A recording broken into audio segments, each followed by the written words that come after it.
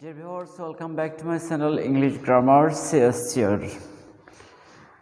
Yes, আমরা গ্রামারের বিভিন্ন আইটেমের উপর ক্লাস করে আসছি, যার ধারাবাহিকতা আজকে নতুন একটি আইটেম নিয়ে আলোচনা করতে চলেছি। আর তাই শিক্ষার্থীবৃন্দ, ক্লাসটি তোমাদের জন্য অনেক বেশি গুরুত্বপূর্ণ হবে বলে আশা করছি। সেজন্য ক্লাসটি শুরু থেকে শেষ পর্যন্ত মনোযোগ সহকারে দেখতে হবে। আর হ্যাঁ শিক্ষার্থীবৃন্দ, যারা এখনও পর্যন্ত আমার চ্যানেলটি সাবস্ক্রাইব করোনি, আশা করি তারা সাবস্ক্রাইব করবে। গ্রামারের নিত্য নতুন আইটেমের উপর সহজ সরল প্রাঞ্জল ভাষায় ক্লাস পাবে। তো শিক্ষার্থীবৃন্দ, যে আলোচনাটি করতে চাচ্ছি আজকে ইতিমধ্যে তোমরা বোর্ডে লক্ষ্য করেছো যে আমি একটি প্যাসেজ দিয়েছি। আমি কিন্তু এখানে কোনো শিরোনাম ব্যবহার করিনি। হয়তো থাম্বনেল থেকে অনেকে আন্দাজ করতে পেরেছো আমার আজকের এই ক্লাসটি হচ্ছে আর্টিকেল বিষয়ক, অর্থাৎ আর্টিকেলের ব্যবহার নিয়ে। এখন কথা হচ্ছে যে আমরা অনেক দিন ধরেই এই আর্টিকেল নিয়ে ক্লাস করে থাকি, সেই একেবারে ইংরেজি শেখার শুরু থেকে। বলা যায় নার্সারি কেজি 1-2 থেকেই আমরা ইংরেজি পড়তে গিয়ে আর্টিকেল নিয়ে কিন্তু আলোচনা করে আসছি। কিন্তু কেন যেন এই আর্টিকেল ব্যবহার নিয়ে আমাদের অনেক সময় অনেক ধরনের কনফিউশন দেখা দেয়। হ্যাঁ, ডিটাচড অনেক সেন্টেন্সের ক্ষেত্রে অনেকেই আমরা আর্টিকেলের ব্যবহার করতে জানি, করতে পারি, কিন্তু যখনই কোনো কনটেক্সট বা যখনই কোনো প্যাসেজ অনুশীলন করতে দেয়া হয়, দেখা যায় যে 5টা আর্টিকেল ব্যবহার করতে হবে। এই 5টা আর্টিকেল ব্যবহার করতে গিয়ে দেখা যায় 2টাই ভুল বা 3টাই ভুল। একইভাবে দেখা যায় 10টার মধ্যে 5টা বা 6টা রাইট হয়েছে, 4-5টাই ভুল হয়েছে। অথচ এই আইটেমটিতে তোমাদের ফুল মার্কস পাওয়ার কথা, কারণ এতদিন ধরে আইটেমটি শেখানো হয়। গ্রামারের অন্যান্য আইটেমগুলো হয়তো অনেক দেরিতে শেখা হয়, যে কারণে সেখানে একটু নম্বর কম পেতে পারো, কিন্তু আর্টিকেলে নম্বর কেন কম হয় এটি আমার মাথায় আসে না। তাই শিক্ষার্থীবৃন্দ, যাতে আর্টিকেলে আর যাতে কম নম্বর পেতে না হয়, আর্টিকেলে যাতে ফুল মার্কস পাও, সেজন্যই আমার আজকের এই প্রচেষ্টা। তাই শিক্ষার্থীবৃন্দ, আমি মূল ক্লাসে যাওয়ার আগে আবারও স্মরণ করে দিতে চাই, আমার এই চ্যানেলটি যারা এখনও সাবস্ক্রাইব করোনি, আশা করি তারা সাবস্ক্রাইব করবে, আমার ক্লাসগুলোতে লাইক শেয়ার করবে এবং কমেন্ট বক্সে কমেন্টস দিয়ে জানাবে কে কী ধরনের সমস্যায় ভুগছো, এবং আমি আমার সাধ্যমতো চেষ্টা করব তাদের সেই সমস্যার সমাধান দিতে। তো শিক্ষার্থীবৃন্দ, তাহলে আর দেরি নয়, চলে যাওয়া যাক আমাদের এই প্যাসেজটিতে।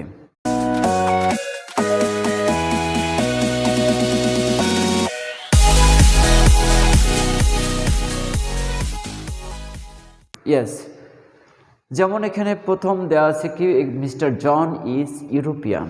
এই যে ফার্স্ট সেন্টেন্সটি, মিস্টার জন ইজ ইউরোপিয়ান। আচ্ছা, এখন যেখানে শূন্যস্থানটি রয়েছে, শূন্যস্থানের পরে যে শব্দটি রয়েছে ইউরোপিয়ান, ইয়েস, এখানে এটা তো ভাওয়েল। আমরা ন্যাচারালি যেটা জানি, স্বভাবত যেটা জেনে থাকি, যে কোনো একটি নাউনের, কোনো একটি ওয়ার্ডের প্রথম অক্ষর যদি ভাওয়েল হয়, অর্থাৎ এ, ই, আই, ও, ইউ, সেক্ষেত্রে ওই ওয়ার্ডের সামনে যদি কোনো আর্টিকেল ব্যবহার করতে হয়, এই আর্টিকেলটি কি হয়? অ্যান, তাই না? আর্টিকেল তো 3টা, এ, অ্যান, দা। তার সঙ্গে নতুন করে আরেকটা সাইন যুক্ত হয়েছে, অর্থাৎ যেসব শূন্যস্থানে আর্টিকেল ব্যবহৃত হবে না, সেই সব শূন্যস্থানে আমরা কী ব্যবহার করব? ক্রস চিহ্ন ব্যবহার করব, অর্থাৎ সেখানে আর্টিকেলের কোনো প্রয়োজন নেই। তাহলে এখানে মিস্টার জন ইজ ইউরোপিয়ান, ইটা তো ভাওয়েল, তাহলে নর্মালি এখানে আর্টিকেল আসার কথা কি? অ্যান। কিন্তু সব কিছুরই তো ব্যতিক্রম রয়েছে, তাই না? অর্থাৎ এখানে ভাওয়েল থাকা সত্ত্বেও, বিশেষ করে ই, ইউ যখন সরাসরি ইউ এর মতোই উচ্চারিত হয়, তখন কিন্তু সেখানে আর্টিকেল অ্যান ব্যবহার না করে কি ব্যবহার করতে হবে? আর্টিকেল আ ব্যবহার করতে হবে। অর্থাৎ এখানে অ্যান হওয়ার কথা ছিল, তা না হয়ে কি হবে এখানে আ, অর্থাৎ এখানে আর্টিকেল ব্যবহার করতে হলো কি a. Mister John is a European. এবং আমার বিশ্বাস তোমরা অধিকাংশরাই এই সেন্টেন্সটি, এই শূন্যস্থানটির আর্টিকেল সঠিকভাবে পূরণ করতে পারবে। Next, being English.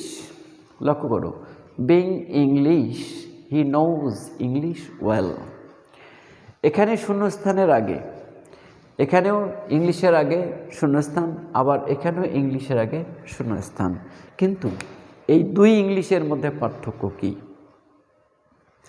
এখানে দুই ইংলিশের মধ্যে হচ্ছে, এখানে বিং ইংলিশ, এখানে বিং ইংলিশ বলতে যেটা বোঝাচ্ছে একজন ইংলিশম্যান, অর্থাৎ ইংরেজ জাতিদের মধ্যে একজন, ঠিক আছে, ইংরেজি ভাষাভাষীদের মধ্যে একজন। এক্ষেত্রে তাহলে এখানে এই ইংলিশটা একজন ইংলিশ ম্যানকে নির্দেশ করছে। কি মিন করছে? একজন ইংলিশ ম্যানকে, এবং এখানে ই আছে ভয়েল। তাহলে সে অনুযায়ী কী হচ্ছে এখানে being an English. Being an English means being an English man. তাহলে বি নাম্বার শূন্যস্থানে আসলো কি an, being an English, he knows English well. আর এইখানে ইংলিশটা হচ্ছে কি ভাষার নাম, ইংরেজি ভাষা। তাহলে সেক্ষেত্রে তাহলে এখানে আমরা যেটা জানি, নর্মালি যেটা জানি, যে কোনো ভাষার নামের আগে সাধারণত কোনো আর্টিকেল ব্যবহার করা হয় না, সেটা ইংরেজি হোক, বেঙ্গলি হোক, অ্যারাবিক হোক, উর্দু, ফার্সি, ফ্রেঞ্চ, যাই হোক, ঠিক আছে, ভাষার নামের আগে আর্টিকেল ব্যবহার করতে হয় না। তাহলে সি নাম্বার শূন্যস্থানে আমি কী ব্যবহার করব? Yes, cross. Next, he is D honourable to everyone. এখন এখানে যে শব্দটি রয়েছে অনারেবল, এই অনারেবল শব্দটি দেখো এইচ উচ্চারণ হচ্ছে না, ও এর উচ্চারণ আসছে। তাহলে যখন কোনো শব্দ, আমরা যেটা জানি যে কনসোন্যান্ট, প্রথমে কনসোন্যান্ট দিয়ে শুরু হয়েছে, কিন্তু কনসোন্যান্টের উচ্চারণ না হয়ে যদি ভয়েলের উচ্চারণটি আসে, সেক্ষেত্রেও আমরা ওই ওয়ার্ডের আগে আর্টিকেল অ্যান ব্যবহার করে থাকি। কিন্তু শিক্ষার্থীবৃন্দ, এই যে আর্টিকেল এ, অ্যান, দা, এগুলো মূলত ব্যবহার হয় কাকে রেফার করে, কাকে নির্দেশ করার জন্য? নাউনকে নির্দেশ করার জন্য। এটার নাম কি? পদাশ্রিত নির্দেশক। আর্টিকেল মানে হচ্ছে কি পদাশ্রিত নির্দেশক। কোন পদ? নাউন। কিন্তু এখানে হি ইজ অনারেবল, এটি হচ্ছে অ্যাডজেক্টিভ, যার পরে কোনো নাউন দেয়া নেই। যদি এমনটি হতো হি is honourable man, he is honourable writer, অর্থাৎ যে কোনো অনারেবলের পরে যে কোনো একটি নাউন যদি থাকতো, সেই নাউনের জন্য আমরা এখানে আর্টিকেল ব্যবহার করতাম।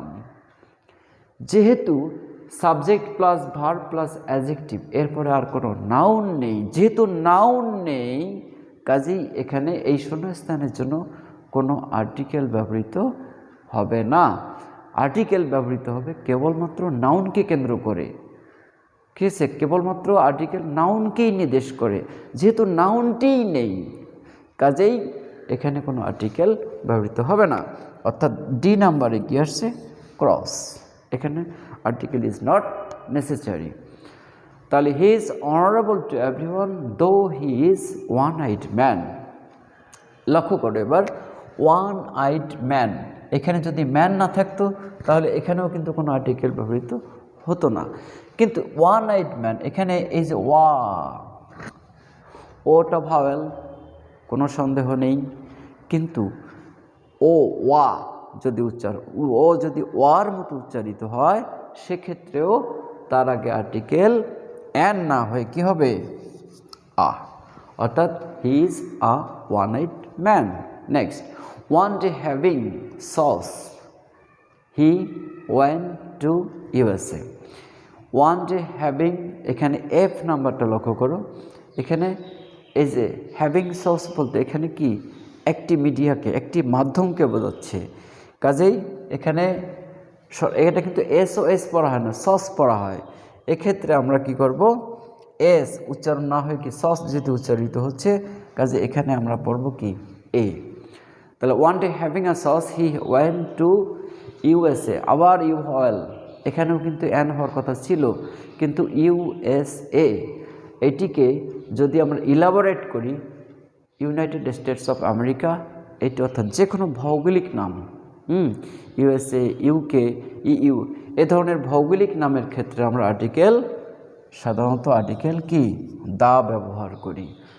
Next, his brother Neil have living there, there means USA, joint, এখানে আর্মি, এই আর্মিটা কি একটি সংস্থার নাম, একটি অর্গানাইজেশনের নাম, যার আগে আর্টিকেল দা ব্যবহার করতে হবে, দ্য আর্মি।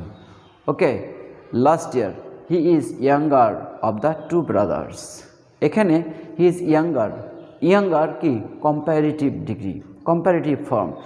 নর্মালি কম্প্যারেটিভ ডিগ্রির আগে, কম্প্যারেটিভ ফর্মের আগে আর্টিকেল ব্যবহৃত হয় না, তবে যদি নির্দিষ্ট হয়, যেমন he is younger of the two brothers, দুই ভাইয়ের মধ্যে ছোটো, এক্ষেত্রে যখন ফিক্সড হয়ে যাবে তখন তার আগে আর্টিকেল দা ব্যবহার করতে হবে, অর্থাৎ he is the younger, he is the younger of the two brothers. When John meet his brother he could not but shed tears, tear আর কান্না, সুখ দুঃখ, হাসি কান্না, আনন্দ বেদনা, এগুলো কি অ্যাবস্ট্রাক্ট নাউন। এই অ্যাবস্ট্রাক্ট নাউনের ক্ষেত্রে সাধারণত কোনো আর্টিকেল ব্যবহৃত হয় না, কারণ এগুলো তো, তাহলে টিয়ারের ক্ষেত্রে এখানে কোনো আর্টিকেল ব্যবহৃত হচ্ছে না, ক্রস চিহ্ন হবে কি, ওকে ক্রস। তাহলে কি দাঁড়ালো, এখন পুরো প্যাসেজটি কি দাঁড়াচ্ছে দেখো, mister John is a European, being an English he knows English well, he is honorable to everyone, though he is a one-eyed man. One day, having a sauce, he went to the USA. His brother Neil leaving the joined the army last year.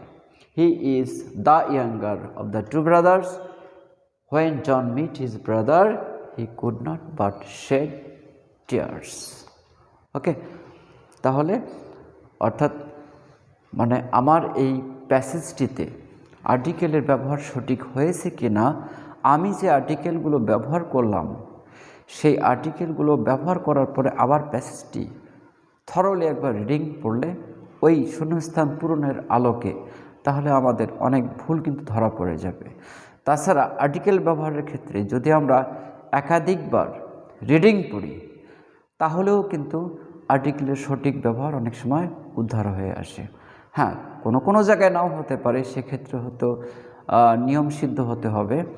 তো normally যে নিয়মগুলো, article ব্যবহারের যে নিয়মগুলো, এগুলো তো কম বেশি আমরা সবাই জানি। তো এই প্যাসেজ প্র্যাকটিস করতে গিয়ে যে সমস্যাটি হয় সেটা হচ্ছে আসলে ওই রিডিং প্র্যাকটিস। রিডিংটা সঠিকভাবে না হওয়ার কারণেই কিন্তু আর্টিকেলের ব্যবহারও সঠিকভাবে অনেক সময় আমরা করতে পারি না। তাই শিক্ষার্থী বন্ধুরা, আমি মনে করি যে কোনো কনটেক্সট, যে কোনো প্যাসেজের যে কোনো গ্রামাটিক্যাল আইটেম যদি তোমাদের সঠিকভাবে সলভ করতে হয়, অবশ্যই রিডিংটা কিন্তু সঠিক করতে হবে, সঠিকভাবে জানা উচিত। আর রিডিং সঠিকভাবে জানতে হলে অবশ্যই প্রনাউন্সিয়েশনটা ভালোভাবে জানা উচিত। তাই শিক্ষার্থীবৃন্দ, আমি বলছি আমার এই গ্রামার চ্যানেলে এই প্রনাউন্সিয়েশনের উপরেও কিন্তু বেশ কিছু ক্লাস দেওয়া আছে। আশা করি তোমরা ক্লাসগুলো দেখে নেবে, রিডিংটা ভালোভাবে শিখে নেবে, তাহলেই গ্রামারের যে কোনো আইটেম তোমরা খুব সহজে করতে পারবে। আর হ্যাঁ শিক্ষার্থীবৃন্দ, আর্টিকেল ব্যবহারের ক্ষেত্রে আমার আজকের এই ক্লাসটি যদি এতটুকু হেল্পফুল হয়, আশা করি একটা লাইক দেবে, বন্ধুদের সঙ্গে শেয়ার করবে, এবং তোমাদের যদি নিজস্ব কোনো সমস্যা আমার দ্বারা মনে করো সমাধান করিয়ে নিতে হয়, সেটি তোমরা কমেন্ট বক্সে উদার চিত্তে জানাতে পারো। আমি আমার সাধ্যমতো চেষ্টা করব সেটির সমাধান দিতে। হ্যাঁ, যাবার বেলা আরেকবার স্মরণ করে দেই, যারা এখনও পর্যন্ত আমার চ্যানেলটি সাবস্ক্রাইব করোনি, আশা করি তারা সাবস্ক্রাইব করবে। ওকে, আল্লাহ হাফেজ।